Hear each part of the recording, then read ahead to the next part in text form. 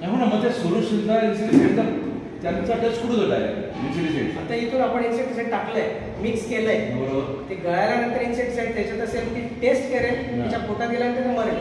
तसं आमिष आपण ठेवतो. ओके ओके येस झालं तिथे.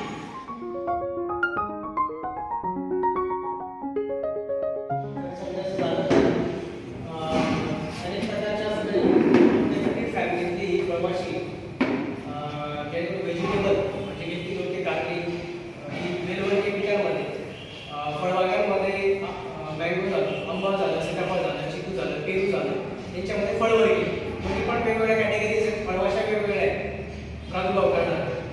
त्याच्यामध्ये मुख्यतः जे आर्थिकदृष्ट्या महत्त्वाच्या केले त्या बॅक्टोसेरा डोर्सालिस आहे, कुकुरबिटी आहे, बॅक्टोसेरा टायरोमोना आहे, झोराटा आहे, ओली आहे, टायरोज आहे. ह्या महत्त्वाच्या हे डायरेक्ट त्यांचा अटॅक फळपिकांवर होतो किंवा वेलवर्गीय पिकांवर होतो. आंब्यावर कुठली अटॅक करते? आंब्यावरची जी माशी आहे पुढे येऊ शकते. जर ग्लोबल मॅपवर आपण बघितलं की प्रेझेन्स कुठे आहे या किडीचा, एक्सपोर्ट होतं. त्यामुळे जे ॲक्सेप्टन्स आहे हा बाहेरून पहिले, नंतर आपल्या होम ग्राउंडवर आपल्याला काम सुरू होतं. जागतिक याच्यावर फ्रूट फ्लायचा विचार केला तर 4000 प्रजाती आहेत खरं तर, पण 10%च इम्पॉर्टंट आहे आपल्यासाठी अभ्यासणं, कारण की त्यांचा डायरेक्ट प्रादुर्भाव फळ पिकांवर होतो किंवा वेलवर्गीय पिकांवर होतो. क्वारंटाईन बेस्ड असल्यामुळे निर्यातक्षम आंब्याचा प्रादुर्भाव असल्यामुळे काही प्रक्रिया कराव्या लागतात, त्याच्यातनं जावं लागतं. त्यामुळे त्याला क्वारंटाईन बेस्ड केलेलं आहे. त्यामुळे त्याच्या उपाययोजना कराव्याच लागतात स्कूलसाठी खास करून. जर भारतात बघितलं तर जवळपास 200 स्पेसिसच्या आहेत, त्यापैकी 5 ते 6 खूप महत्त्वाच्या आहेत, कारण की त्यांचा प्रादुर्भाव जास्तीत जास्त होतो. त्यापैकी बॅक्टोसेरा डोर्सालिस भारतामध्ये, बॅक्टोसेरा झोराटा, करेक्टा आणि कुकुरबिटी यांचा प्रादुर्भाव सर्वात जास्त आहे भारतात. पाटकर साहेबांचा प्रश्न होता, त्याच्यावर आता आपण मँगोवर पोहोचलो. बॅक्टोसेरा डोर्सालिस, बॅक्टोसेरा झोराटा, बॅक्टोसेरा करेक्टा या तिघांचा ट्रायंगल, याला सायंटिफिक कम्युनिटीमध्ये बॅक्टोसेरा ट्रायंगल म्हणतात. या 3 फळमाशींचा सामूहिक प्रकारे प्रादुर्भाव हा फळपिकांवर सर्वात जास्त आहे. आंब्यात सर्वात जास्त प्रादुर्भाव डोर्सालिसचा आहे 50%. म्हणजे जर 100 फळमाशा असतील तर त्याच्यातल्या 50पेक्षा जास्त डोर्सालिस असतात आणि उरलेल्या झोराटा आणि करेक्टा असतात. इतर मँगो बरोबरच गावा, कस्टर्ड ॲपल आणि इतर बरेच 200 फ्रुट्सवर जास्त होस्ट प्लांट आहेत तिचे. बॅक्टोसेरा कुकुरबिटी म्हटलं तर हा वेलवर्गीयवर प्रादुर्भाव होतो. इतकी दोडकी, कारली, टरबूज, खरबूज आणि वेलवर्गीयवर दोन्ही फळभाषा विविध प्रकारातल्या असल्यामुळे त्यांची उपाययोजना नाराची वेगळ्या प्रकारे होते. मादीची अजून कोणीच करत नव्हतं, त्यामुळे त्याचा विशेष माहीत नव्हतं. बॅक्टोसेरा डोर्सालिस 200पेक्षा जास्त फ्रुट्सला होस्ट प्लांट आहे, 200पेक्षा जास्त फ्रूटवर ही गुजराण करते. कुकुरबिटी पण शेकडो वेलवर्गीय, ती वाईल्ड असतील किंवा आता कल्टिवेशनमध्ये असतील, त्याला सर्वात जास्त प्रादुर्भाव आहे. जर कोणत्याही किडीचा जर आपल्याला व्यवस्थापन शिकायचं असेल तर सर्वात आधी तिची लाईफ सायकल अभ्यासणं खूप गरजेचं आहे. बॅक्टोसेरा डोर्सालिस आपण थोडक्यात लाईफ सायकल बघूया. मेल आणि फिमेलची मेटिंग झाल्यानंतर, फलन झाल्यानंतर मादी माशी, आता इथे लक्षात, मादी माशी फळ शोधते आणि फळात अंडी घालते. फळाच्या सालीखाली ही तांदळाच्या आकारासारखे, म्हणजे तांदळाच्या आकारासारखे म्हणजे फक्त आकार, त्याची साईज नाही, ती एकदम सूक्ष्म असते. अंडी पुंजक्याने देते. 200 ते 300 अंडी एका वेळेस, एका बॅचमध्ये. अंडी दिल्यानंतर 1 ते 3 दिवसानंतर तिचं लार्वा म्हणजे आई रूपांतर होतं. लार्वा पण 3 स्टेजेस म्हटलं जातात, इन्स्टार 1, 2, 3. आणि लार्वा फळातला गर खाऊन त्याचं पोषण होतं. त्याच्यानंतर 5 ते 7 दिवसात तो प्युपा अवस्थेत जातो, म्हणजे कोश अवस्थेत जातो. आणि कोश अवस्थेत 10 ते 14 दिवसानंतर नवीन फळमाशी बाहेर येते. याच्यातलं जर ही स्टेज बघितली तर आपल्याकडे उपाययोजना कोणत्या आहे? याच्यासाठी नरासाठी आपण कामगंध सापळे लावतो. ठीक आहे, कामगंध सापळे जुन्या आधीपासून चालत आलेलं आहे. आधी ते मॉनिटरिंग ट्रॅक होते, निरीक्षण सापळे होते. त्याच्यानंतर मास ट्रॅकिंगसाठी मोठ्या संख्येने त्यांचं निर्मूलन करण्यासाठी जे यूज केले गेले, त्याच्या व्यतिरिक्त उपाययोजना शोधल्याच नाही. पण नराचं हे सर्व प्रतिबंधात्मक आहे. नर पकडला गेला तर नर मादीला उपलब्ध होणार नाही, मेटिंग नाही होणार, मादी अंडी घालणार नाही, इथपर्यंत हा विषय होतो. पण खरा प्रादुर्भाव मेटिंग झाल्यानंतर मादी करते, हे अजून पिक्चर बऱ्यापैकी बागायतदारांना क्लिअर झाला नाही किंवा ते तसं संबंधित संस्थांकडनं पण नाही केलं गेलं. खूप कमी मोजके ग्रुप त्याच्यावर काम करत असल्यामुळे मादीने अंडी घातल्यानंतर आता मादीसाठी तर काही नाहीच येते. परत अंडी अवस्था आणि लार्वी अवस्था ही फळाच्या आत असल्यामुळे ही कोणत्याच उपाययोजनांपेक्षा बाहेर आहे. कोणती उपाययोजना केली तरी पण त्याच्यापर्यंत पोहोचत नाही. कीटकनाशक फवारणं हा म्हणजे रेसिड्युअल आपण अंश वाढवण्यासारखा आहे आणि काहीच उपयोग नाही त्याचा. लार्वा आणि पिंपा अवस्था ही बऱ्याचदा तोपर्यंत फळं गळ झालेली असते आणि ही जमिनीत जाते. बऱ्याचदा जमिनीत फारसं लक्ष नसतं थोडंसं. कोश अवस्था ही 3 सेंटीमीटर, जमिनीच्या 3 सेंटीमीटर पर्यंत कोश अवस्था राहते. आपण सॉइल ट्रीटमेंट काहीच करत नसल्यामुळे कोश अवस्था तशी असते. म्हणजे याच्यातला मॅक्सिमम पोर्शन आपण कव्हर करतच नाही, फक्त आपण नराकडे उपाययोजनेकडे बघतो. कोश अवस्थेत नवीन आल्यानंतर फळवाशी तिला लैंगिक परिपक्वता गेन करण्यासाठी हाय प्रोटीनची गरज असते. त्यावेळेस म्हणून पाश्चिमात्य देशांमध्ये प्रोटीन बेट यूज करतात. आपल्याकडे ती प्रॅक्टिस होतच नाही. जी माशी असते ती प्रोटीन बेटकडे आकर्षित होते, तिला तिच्यात कीटकनाशक टाकून ती प्रोटीन बेट खायला जाते, तेव्हा ती मारली जाते. जसं आमिष आपण उंदरांना ठेवतो त्या प्रकारे. पण ती पण प्रॅक्टिस आपण मादीची प्रोटीन बेटची करत नाही. या लाईफ सायकलमध्ये आता आपल्याला कळतं की ऍक्च्युली आपण कुठे उपाययोजना करतो आणि कुठे करायला पाहिजे. ज्या आत्ताच्या उपाययोजनात इन्सेक्टिसाइड आपण मारतो, इन्सेक्टिसाइड आता मी जसं सांगितलं आहे त्याच्यात 2-3 अवस्था त्याच्यापेक्षा व्हायरस आहे. फळवाशीचा डायरेक्ट कॉन्टॅक्ट जर कीटकनाशकाचा आला तर ती बळण्याची शक्यता असते, पण तशी शक्यता खूप कमी असते. इन्सेक्टिसाइड इमिजिएट रिझल्टसाठी लोकांचा त्याच्याकडे कल असतो, पण खरं तर ही किडाशी आहे की ती त्याच्या कक्षा बाहेर आहे. त्याचे इफेक्टच जास्त आहेत, साईड इफेक्ट म्हणता येईल. कारण की नॉन टार्गेटेड जे आहेत इतर कीटक म्हणा, जे पॉलिनेशनसाठी मधमाशा असतात त्यांनाच ते हार्मफुल आहे कीटकनाशक. परत रेजिस्टंट निर्माण झाला तर परत अजून त्याचा खर्च वाढतो. दुसरं म्हणजे मेल लूट्स लावले तरी पण पूर्णतः समाधान होत नाही. कारण की 5-10 दिवसानंतर म्हणजे 20 ते 25 दिवसानंतर त्याचा प्रभाव कमी झाल्यानंतर परत ते लावा, लेबर इंटेन्सिव्ह होतं आणि नर सापळे लावणं हा पूर्ण उपायाकडे जाण्याचा मार्गच नाही. प्रोटीन बेट आहे, प्रोटीन बेट सहसा कोणी यूज करत नाही. आता ती जागृती आलेली आहे, प्रोटीन बेट यूज करायला लागले, ज्याच्याने मादी कंट्रोल होऊ शकते, शक्यता आहे. पण ते पण यंग मादी जी कोशातनं आता बाहेर आली आहे तर ती फ्रूट सोर्सकडे वाटते. एकदा ती लैंगिक परिपक्व झाली की तिचं उद्देश हा मेटिंग आणि फळं अंडी देणं हा असतो. त्यामुळे परिपक्व मादी लवकर फुलबेटकडे आकर्षित होईलच याचा काहीच भरोसा नसतो. याचं इन्व्हेस्टेशन जर म्हटलं गेलं तर 30 ते 60% किंवा 100% काही भागाचं नुकसान झालेलं आहे. इतका प्रादुर्भाव तिचा मोठा असतो. रुटीन प्रॅक्टिस आपण आता काय करतोय हे थोडंसं समजण्याचं कारण आहे. कारण रुटीन प्रॅक्टिस आपण काय करतोय, मॅट टेक्नॉलॉजी म्हणतात बरेच सापळा विक्रेते. मॅट टेक्नॉलॉजी काय म्हणजे मिथिलिज्युनाइज केलं म्हणजे मॅट झाले.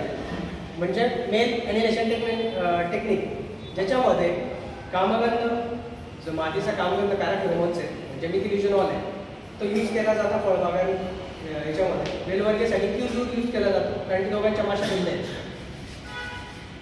तर याच्यामध्ये कोणताही इकॉनॉमिकल तुम्ही जो ट्रॅप घेतला तयार करण्याचा त्याचा क्लुरस मेल आहे.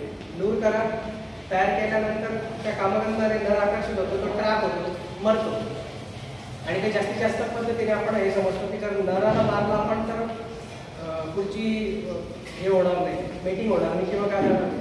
ही सर्वात जास्त मोठ्या प्रमाणात बागायतदारांकडनं केली झालेली प्रॅक्टिस आहे. दुसरी म्हणजे रिलीज ऑफ पॅरासिटॉइड. असे काही कीटक आहेत ड्रॅकोनॉइड फॅमिलीतले जे बायो कंट्रोल एजंट म्हणा, ज्या फळमाशींच्या अंड्यांमध्ये किंवा लार्वामध्ये स्वतःची अंडी घालतात फळांमध्ये बसून. त्याच्यातले ड्रॅकोनॉइड फॅमिलीचे काही कीटक आहेत जसे क्रायसोपर्ला, ट्रायकोग्रामा सारखे बायो कंट्रोल एजंट. तसं ड्रॅकोनॉइड फॅमिलीतले काही कीटक आता रेलिंग करतात आणि सोडतात, जेणेकरून जर फळमाशी अंडी घातली असेल फळामध्ये किंवा लार्वा असेल तर हे त्या फळांवर बसतात आणि स्वतःचे नांगीने ते खाली छेदतात फळाला आणि त्या अंड्यांमध्ये आपली अंडी घालतात परोपजीवीसारखी. आणि आता याची पण प्रॅक्टिस हळूहळू वाढते अजून, पण एवढ्या मोठ्या प्रमाणात काही रेलिंग लॅब्स कमी आहेत.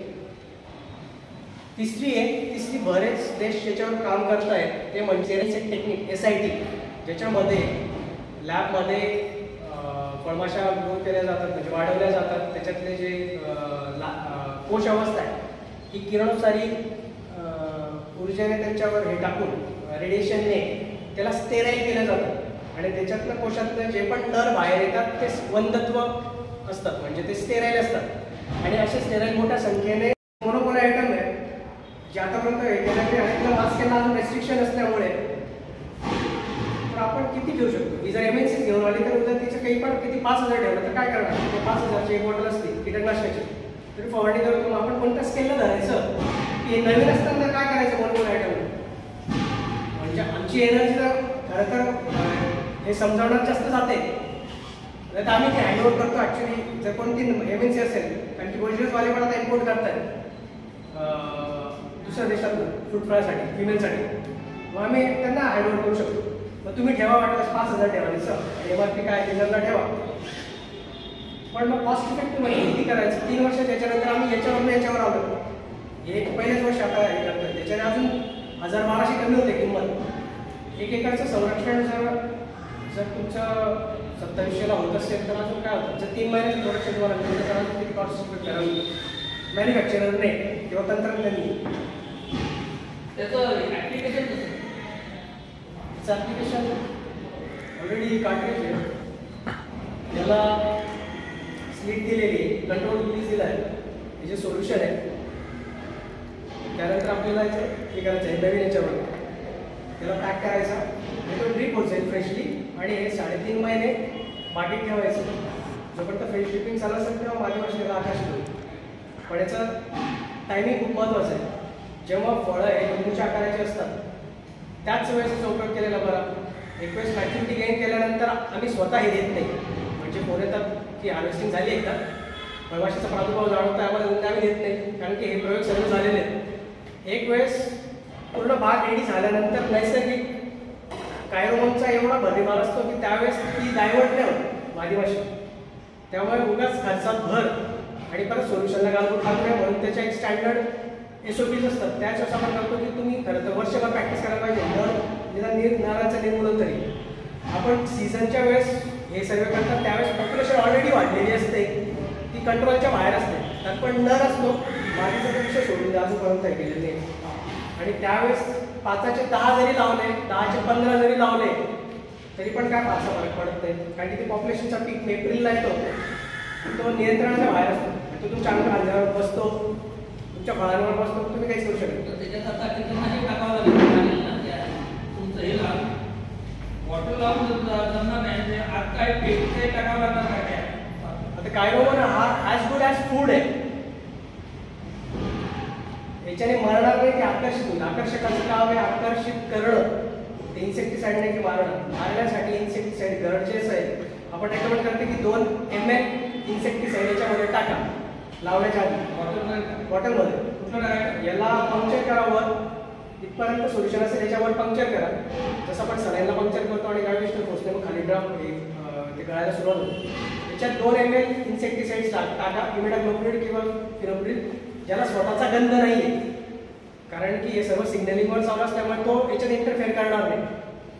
त्यामुळे गंधविरहित इन्सेक्टिसाईड 2 ml टाका, खास करून इमिडा, ते मिक्स करा आणि लावून द्या. ती येईल, ती टेस्ट करेल आणि ती कीटकनाशकाच्या पोटात गेल्यानंतर ती मरेल. त्याला फेरोमोन कोणतं त्याला जो लूर लावतो समजा हा लूर समजा आपल्याला, मग त्याला आकर्षित करण्यासाठी कोणता गंध आहे? कायरोमन. तो कुठे मग कुठं लावतो? कायरोमन याच्यात टाकलेला असतो. मग कायरोमन म्हणजे मी मध्यम झालो समजा विषय. कायरोमन जो आहे त्याला हा एक सेट लूर आहे, मग त्याच्यामध्ये इन्सेक्टिसाईड का टाकतो? हा फक्त अट्रॅक्टंट आहे. हा अट्रॅक्टंट आहे, अट्रॅक्ट करतो. एक्झॅक्टली. हा तो टेस्ट करेल तिला, टेस्ट करेल, पण त्याला बोलवतोय. मी जर उंदरासाठी एखादी आमिष तयार करून ठेवलं म्हणजे तर येईल आणि तो खाईल. तो त्याला तिथपर्यंत आणण्यापर्यंत मी सक्सेस आणलेला आहे. तो खाईल पण त्याला, पण तो त्याच्याने मरणार नाही. अट्रॅक्टंटचं काम अट्रॅक्शन आहे, तो किल नाही करत. त्याच्यासाठी इन्सेक्टिसाईड टाकावं लागतं. मी बघितलंय पिंपरुणीसाठी 3 फवारणी केलेले आहेत. म्हणजे 4 वर्षापासून एवढं असं समजा 2-2 ml 10 रेटला 20 ml जाईल तुमचा. एक मिनिट हां, सर, समजून सांगा. हा तुम्ही याला लावताय त्याला तर हे तो जो कायरोमध्ये त्याच्यामध्ये जाईल कॅप्सूलमध्ये समजा. हां, तर मग ते आणि माशी कुठे ऍक्टिव्ह होणार आहे याला लावल्यानंतर?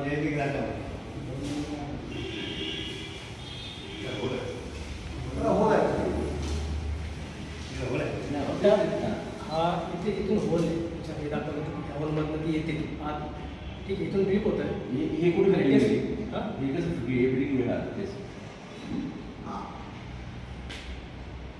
ठीक आहे. आता त्याच खाली त्याचा बाऊल आहे, होल आहे. त्याच्यात आल्यानंतर ती घोंगाळेल आणि त्याच्यात आत एंट्री करेल आणि त्याच्यानंतर ती टेस्ट करेल त्या कायरोमधून. नाही आता वरती तुम्ही हे लावणार आहे याला. हां, ते लावणार त्याच्यामध्ये खरं फेरोमोन त्याच्यामध्ये आहे. कायरो. हां, कायरो. आणि मग त्यातून ते अट्रॅक्ट होईल, माशी कुठून एंट्री घेऊन जाईल. इथून एंट्री करेल. आता ह्या ज्या वर बसलेल्या आहेत ते फोटोग्राफ दिसतात, हे गंध करतात. आता बरोबर हळूहळू जाऊन आत एक इथून जवळ आत एंट्री पॉईंट आहे. एंट्री पॉईंट केल्यानंतर आत फिरेल आणि नंतर त्याला टेस्ट करेल कायरोमधून. बरोबर. टेस्ट केल्यानंतर मरणार नाही, कारण की मरण्यासारखं ते सोल्युशन नाही आहे, तो अट्रॅक्टंट आहे. नाही हो ना, मग त्या सोल्युशनचा इन्सेक्टिसाइडचा त्यांचा टच कुठं जात आहे इन्सेक्टिसाइड? आता इथून आपण इन्सेक्टिसाइड टाकलंय, मिक्स केलंय, बरोबर. ते गळाल्यानंतर इन्सेक्टिसाइड त्याच्यात असेल, ती टेस्ट करेल, त्याच्या पोटात गेल्यानंतर ते मरेल. जसं आमिष आपण ठेवतो. ओके ओके, झालं. नेक्टर, केळी, चिकू, पेरू, काही भाजीपाला हे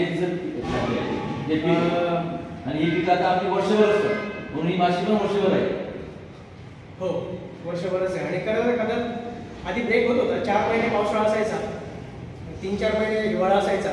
टेम्परेचर लो जायचं तेव्हा तिला आळा बसायचा. आणि ज्यावेळेस कोशावस्था प्रोलॉंग होते, बऱ्याचदा 60-70 दिवस कोशावस्थेतच ती राहते. जोपर्यंत उबदार वातावरण येत नाही, 28 ते 30 डिग्री सेल्सिअस आल्यानंतर उबदार वातावरण तयार होतं, त्यावेळेस कोशावस्था मग काय होते की आपल्याला पुढे जायचं की नाही स्टेजला, म्हणून ती थंडावते ती हिवाळ्यामध्ये. पण आता असं झालं की उबदार वातावरण असतं, अवेळी पाऊस पडतो, बऱ्याचदा उष्णता तर राहतेच आहे, त्यामुळे तिचे जनरेशन टाईम वाढले जातात. उलट जो नैसर्गिक वेदरचा तिचा कंट्रोल होता तो पण आता हळूहळू जातोय क्लायमेट चेंजमुळे. मग अशा तुम्ही बोलताना किंवा लिंबूच्या आकाराची फळं असतानाचा वापर करायचा. हां, तर त्या स्टेजपासून काय करावं? लिंबूच्या स्टेजपासून त्याच्यानंतरच्या पुढच्या स्टेज असतात ते ऑलरेडी फळ परिपक्वतेकडे जातं, आणि जसं ते परिपक्वतेकडे जातं हळूहळू व्होलाटाईल्स त्याच्याकडे सिक्रेट व्हायला लागतात फळातनं. आणि हेच व्होलाटाईल्स ॲक्च्युली मादी माशी सेन्स करते आणि पंक्चर करायला येते अंडी घालण्यासाठी. कारण तिची तेव्हा स्टेज आहे पंक्चर करण्याची किंवा एंट्री करण्याची, जेव्हा फळ हे सॉफ्ट झाले असतं, त्याचं साल नरम झालं असतं. तसं नाही, तसं ती तर खूप ससेप्टिबल झाली, म्हणजे तो डायरेक्ट म्हणजे बळी पडायला रेडीच आहे असं म्हणते ती स्टेज. तर जेव्हा जून जुलैला वगैरे होतो आंबा काळ्या पडतातच, कारण नाही म्हणजे आंबा पक्वतेच्या अवस्थेत येतो, प्री मॅच्युअरमध्ये पक्वता होण्याच्या अवस्थेमध्ये, तेव्हा त्याची साल जेव्हा सॉफ्ट होते, जेव्हा सॉफ्ट जी साल होते तेव्हाच ती एंटर करते की पंक्चर त्याच्या आधी स्टेज आहे. त्याच्या आधी जेव्हा कडक किंवा जे लहान फळ असताना होत नाही अशी माझी धारणा आहे. म्हणून आणि लिंबूच्या आकाराचा केल्यानंतर पुढे पुढे तर परिपक्व होत जातो. बरोबर. बऱ्याचदा ती अंडी देते त्यावेळेस पंक्चर करते असं नाही आहे, बऱ्याचदा ती इमॅच्युअर फ्रूटला पण पंक्चर करते. तो सिडो पंचर्स म्हणतात त्याला, सिडो पंचरिंग म्हणजे फक्त चेक करणं, म्हणजे त्याच्यात तुम्हाला अळे दिसणार नाही पण पंक्चरिंग झालेली दिसतील, चीक आलेली दिसेल, अळ्या निघणार नाही, पण ही सिडो पंक्चरिंग असते, चेक करणं फक्त. पण ते फळ जातच कामात ना, कारण की त्याच्यात होल झाल्यानंतर फंगल बॅक्टेरिया ग्रो होतात आणि ते सडतच. नाही होतं, म्हणजे ज्यावेळी फळं तोडली जातात, म्हणजे 13 आणि 14 जी फळं असतात त्यांना पंक्चर केलेलं असतं, तो आंबा पिकला कच्चा असतो, तो कडक असतो, आणि नंतर तो पिकला आणि त्याच्यामध्ये 100% निघतात. हो, पण सिडो पंक्चरिंगचं मोठं प्रमाण आहे, त्यामुळे म्हणजे परिपक्वतेकडे जायलाच पाहिजे पूर्ण असं नाही. म्हणून आपण ती विंडो पिरियड ठेवतोय, त्याच्या आधी लावलं तर ज्या माशा असतील त्या याच्याने आकर्षित होतील, कारण की फळ तयार झाल्यानंतर हजारो फळं जेव्हा रेडी होतील त्यावेळेस तिला कायरोमोन रेडीली अवेलेबल होईल नैसर्गिकरित्या. मग त्यावेळेस ती सोल्युशनकडे न जाता फळाकडे जाईल. पण ज्यावेळी बागेत फळं खाद्य तयार होतील, म्हणजे तुम्ही म्हणताय आंबा खाते, चिकू खाते, पेरू खाते, ती परिपक्व फळं ज्यावेळी झाडावर असतील तर त्यावेळी फळाकडे जाईल की तुमच्या या खाद्याकडे? फळाकडे जाईल. मी ते सांगितलं ना, आम्ही रेकमेंड नाही करत ते. फळबागाचा एक तोडा झाला. मी आत्ताच थोड्या वेळेस बोललो की त्यांना बरोबर आणि आता लावू. आता तुमचं ऑलरेडी आग लागलेली असताना तुम्ही आता परत, म्हणजे कारण कसं आहे त्या वेळेचा तो हे आहे, म्हणजे तो डोस हे करायचा, प्रिस्क्राईब करण्याचा, त्याला आधी आपण पॉप्युलेशन मॉनिटर केली तर पुढचं जाणार नाही. हे ऑलरेडी झालेलं असतात. हा हा हा एक करणं खूप गरजेचं आहे, सांगणं गरजेचं आहे. कारण की ही वेळ आणि काळ ठरवते की इफेक्टिव्हिटी सोल्युशनची कशी राहील, त्याच्यावर अवलंबून असतो. त्यामुळे आम्ही सांगितले त्याच्यानंतर आम्ही देत नाही सर. तुम्ही आधी वाटलं जितक्या लवकर करता येईल तेवढं उपाय नाही करा. फ्लावरिंगला असला तर उत्तम आहे, करा, फ्लावरिंगपासून करा. पण खूप लवकर पण करून आपल्याला आर्थिक बोजा पाडायचा नाही, त्याला ते ड्युरेशन सांभाळायचं. 3 महिने तुम्ही विंडो पिरियड आपण जर सांभाळली तर आपण ती पॉप्युलेशन रोखू शकतो.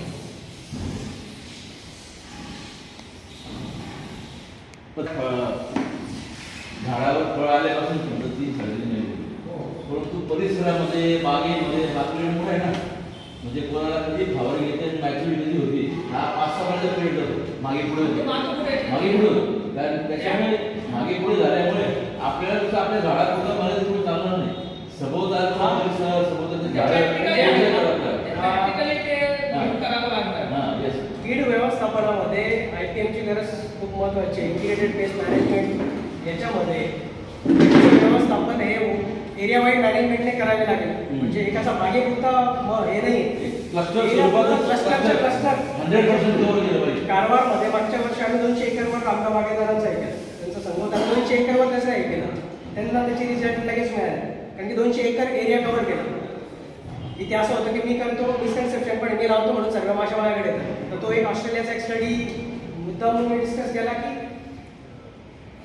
फळमाशी एक मर्यादा आहे ट्रॅव्हल करायला स्वतःहून, तिला टॅक्सी मिळाली तर ती जाईल. जेव्हा पक्षी उडतो तेव्हा तो हवेचा जो झोत असतो, वेग असतो, त्याचा आधार घेऊन तो ग्लायडिंग करत असतो आणि नंतर कामत असतो. ते ज्ञान बऱ्याचदा कीटकांना नसतं. कीटक कसं हवायला असतं तर कीटक आधी कधी आपल्याला अशी फडफड करताना दिसतं, ती विरुद्ध हे करतात. त्यामुळे ते त्यांना ते करू शकतात. त्यांची प्रचंड एनर्जी वाया जाते, म्हणून ते खूप जास्त पल्ला काढू नाही शकत. त्याचं एक स्टडीचं एक उदाहरण म्हणून लोकांनी जर म्हटलं की सर्व येत आहेत खूप दूरवरनं, तर तो एक स्टडी आहे की जास्तीत जास्त 150 मीटर, त्याच्या पलीकडे नाही आहे. आणि प्रूव्हन आहे, याच्यात काही हे नाही आहे. तर हे सांगा हे मिसकन्सेप्शन कसे की फार दूरवर येतात आणि यांनी लावल्यानंतर आता त्याला खोडून काढण्यासाठी शास्त्रीय कारण हेच आहे, हे झालेलं आहे. म्हणून काही स्टडी डिस्कस करणं खूप गरजेचं, काय की मिसकन्सेप्शन काढणं खूप गरजेचं आहे. आणि जोपर्यंत एरिया वाईड मॅनेजमेंट करत नाही तोपर्यंत किडींचं व्यवस्थापन करणं डिफिकल्ट खूप मोठ्या प्रमाणावर. आणि ज्यावेळेस खास करून किलोमीटर जेव्हा हापूस आंबाच दिसेल तुम्हाला घाटावर तरी काही खड्डा पडतो, पण इकडे किलोमीटर जेव्हा एकच पीक असतं आणि बागा रेडी होतात त्यावेळेस त्या किडीला सगळीकडेच सारखं वातावरण मिळतं. अशा वेळेस एरिया वाईड मॅनेजमेंट शिवाय दुसरा पर्याय पुरत नाही. आणि काही कालांतर, आणि हे पण एका वर्षात नाही.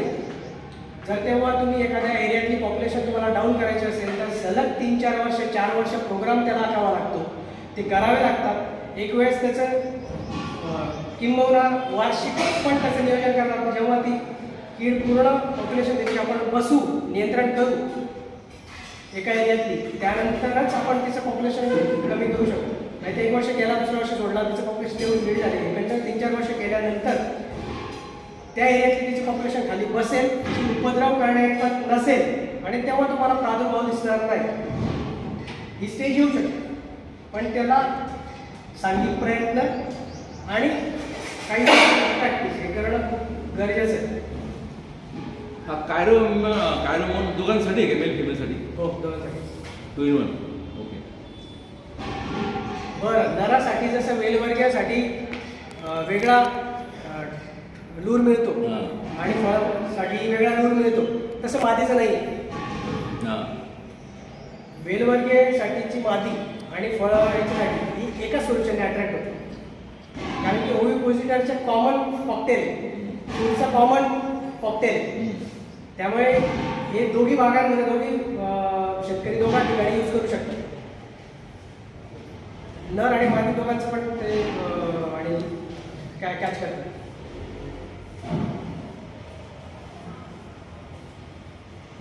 खाली करंट बदलायची गरज नाही. पूर्वी कसं त्या मुलासाठी आपण खाली ते पेस्ट ते ठेवायची गरज नाही. गरज नाही.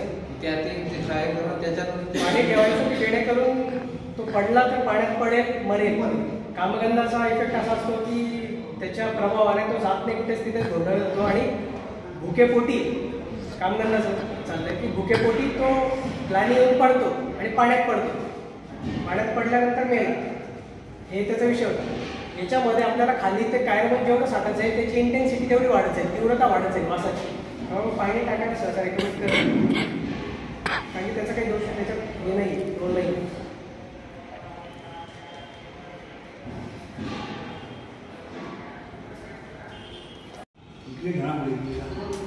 आपण कंपनीच देते, कंपनीच स्वतः देते.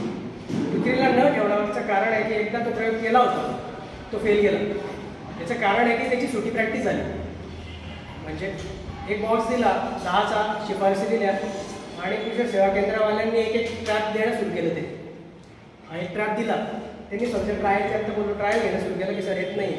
जर त्याची शिफारस ऑलरेडी आयाच्या आम्ही जर प्रमाणित करून घेतली, कारण की मादीला कॅच करण्यासाठी मायक्रो एन्व्हायरमेंट तयार करावं लागतं, नरासारखं नाही आहे. की तिला कळायला पाहिजे की फूडचे संकेत आणि अंडी देण्यासाठी ती योग्य जागा आता आहे, म्हणून ती शिफारस आपण राबवतो. अशा वेळेस आमचे कृषी सेवा केंद्र बऱ्याचदा तेवढा वेळ नसल्यामुळे किंवा लूज प्रॅक्टिस करतात, त्यामुळे काही जणांकडनं ते सोल्युशन काढून घेतले. कंपनीकडे तो प्लस पोस्टल तुम्हाला सांगितलं, तो प्लस पोस्टल तुम्हाला आहे सध्या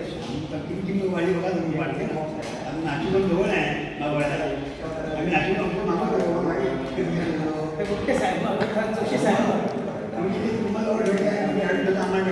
तुम्ही आंबा उत्पादन केव्हा केलं? आंबा उत्पादन गुप्ते साहेबांना सांगितलं की यावेळेस आंबा उत्पादक संघाकडे उपलब्ध करून देईल शेतकऱ्यांना.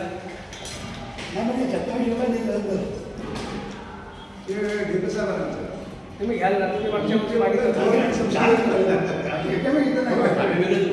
नाही, तरी पण त्यांच्या आम्हाला पण काही मर्यादा काय येतात. मास्क केला जात नाहीये, हळूहळू आपण पण ऑप्टिमायझेशनला येऊ. अजून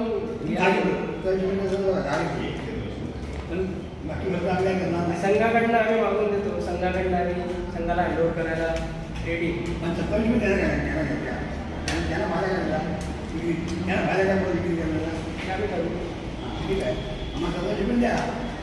तुमच्या इथपर्यंत आता इथून तर इथपर्यंत चाललंय काहीतरी. हो बरोबर, म्हणजे आमचा पण प्रवास तोच चालू आहे.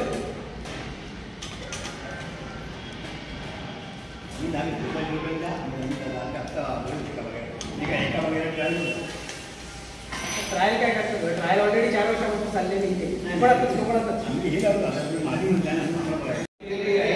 तिथलं हवामान वेगळं आहे, त्यानुसार तुमचा त्या आता थोडक्यातच घ्यायचं तुरतुरा. तुम्ही घाटावर गेला, तिकडे कलमावरचा तुरतुरा वेगळा, घाटावरचा वेगळा, ट्रिप्स वेगळा, इथला वेगळा, घाटावरचा वेगळा, तिकडचा. आणि पुढे जम्मू काश्मीरला गेला तो फक्त इंडियाचं एकच क्रायटेरिया सगळ्याला लागत असतं.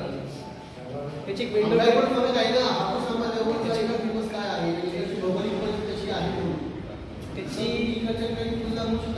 जैव नियंत्रणामधल्या काही आपण गोष्टी, जैव नियंत्रण एक विंडो असते. प्रत्येकासाठी एक असलं चालेल का? तर आंबट होईल का? म्हणजे कोकणासाठी इथे 10 कोसावर वेगळा आंबाची चव लागते म्हणून त्याच्यासाठी वेगळं, ठीक आहे. घाटावरचा केशर वेगळा. 200 स्पेसीज आहेत, वाईल्डमध्ये 4000 स्पेसीज आहेत जगामध्ये, पण त्यांचे कॉमन पॉईंट आहेत ना, नियंत्रणाचे कॉमन पॉईंट आहेत. एक सोल्युशन जर या सगळ्या स्पेसीजला नियंत्रण करू शकतो तर असे काही सोल्युशन्स पाहिजे ना. ते आर्थिकदृष्ट्या कंपन्यांना किंवा इतरांना परवडेल. जर इंडिका हा कोकण पट्ट्यामध्ये इफेक्टिव्ह आहे, खाली केरळात इफेक्टिव्ह आहे, वर ॲपल ऑर्चर्डला जर इफेक्टिव्ह आहे, तर मग अजून वेगवेगळ्या प्रजाती किती पाहिजे तुम्हाला? तसं नाही. उदाहरण थ्रिप्टच घेऊया, थ्रिप्ट. हा. थ्रिप्ट. बाकी त्या पेस्ट म्हणजे थ्रिप्टची जी काही होती कुटुंबात वगैरे तो घाटावर